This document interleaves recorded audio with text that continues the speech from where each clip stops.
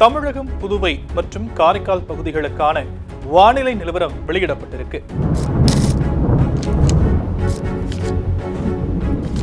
இதுல அடுத்த 6 தினங்களுக்கான வானிலை முன்னறிவிப்பு மற்றும் எச்சரிக்கையை பொறுத்தவரை வடமேற்கு வங்கக்கடல் பகுதியில் நிலவிய காற்றழுத்த தாழ்வு பகுதி வலுவடைந்து அதே பகுதியில ஆழ்ந்த காற்றழுத்த தாழ்வு பகுதியா நிலவுது. இது அடுத்த 24 மணி நேரத்துல மேற்கு வடமேற்கு திசையில நகர்ந்து ஒடிசா மற்றும் அதனை ஒட்டி இருக்கக்கூடிய பகுதிகளை கடந்து செல்லக்கூடும் அப்படின்னும் மேற்கு திசை காற்றின் வேக மாறுபாடு காரணமா செப்டம்பர் 4 மற்றும் 5 ஆகிய தேதிகள்ல தமிழகத்தின் ஒரு சில இடங்களிலும் புதுவை மற்றும் காரைக்கால் பகுதிகளிலும் லேசானது முதல் மிதமான மழை பெய்யக்கூடும்னு சொல்லப்பட்டிருக்கு.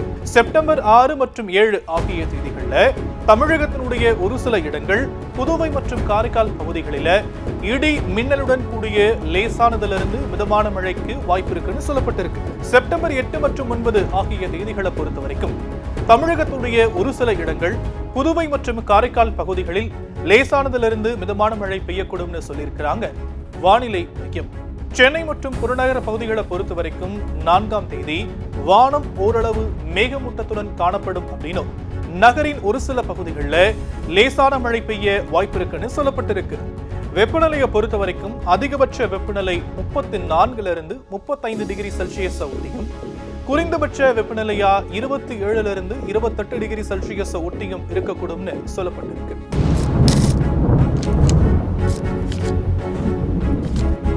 மீனவர்களுக்கான எச்சரிக்கையை பார்த்தோம்னா செப்டம்பர் 7ஆம் தேதி வரைக்கும் தமிழக கடலோர பகுதிகள், வங்கக்கடல் பகுதிகள், அரபிக்கடல் பகுதிகள், தென் தமிழகத்தினுடைய கடலோர பகுதிகள், மன்னார் வளைகுடா மற்றும் குமரிக்கடல் பகுதிகளில் சூறாவளி காற்று மணிக்கு 40 to 55 கிலோமீட்டர் வேகத்திலையும் இடையிடையே 60 கிலோமீட்டர் வேகத்துல வீசக்கூடும் அப்படிங்கிறதுனால மேற்குறிப்பிட்ட நாட்கள் வரைக்கும் மீனவர்கள் இந்த பகுதிகளுக்கு செல்ல வேண்டாம் அப்படின்னு அறிவுறுத்தப்பட்டிருக்கிறாங்க. கடந்த 24 மணி நேரத்திற்கான வானிலை நிலவரத்தை பொறுத்த வரைக்கும் வட தமிழகத்துல ஒரு சில இடங்கள்ல மழை பெய்திருக்கு.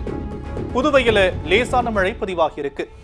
தென் தமிழகம் மற்றும் காரைக்கால் பகுதிகளில் வறண்ட வானிலையே நிலவியதா சொல்லப்பட்டிருக்கு.